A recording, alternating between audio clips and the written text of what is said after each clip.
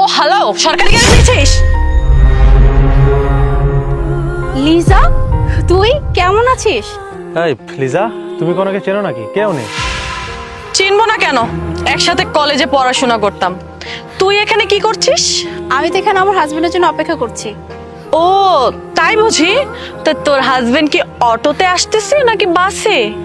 না না না, আমার হাজবেন্ড বাসে অটোতে কেন আসবে? হয়েছে হয়েছে, এত সাজিয়ে গুছিয়ে মিথ্যা কথা বলার কি দরকার? হ্যাঁ, এখন তো বলবি যে তোর হাজবেন্ডের আমাদের মতন এত দামি একটা গাড়ি আছে, তাই না? দেখ, এত মিথ্যা কথা বলার কি আছে? ডিরেক্টলি তো বলে দিতেই পারিস যে আমার হাজবেন্ড অটোতে কিংবা বাসে আসতেছে। আচ্ছা লিজা, একটা কথা বলতো, আমি তোর সাথে কেন মিথ্যা কথা বলবো? ফার্স্টে না আমার গাড়ির সামনে থেকে সর, বুঝতে পেরেছিস?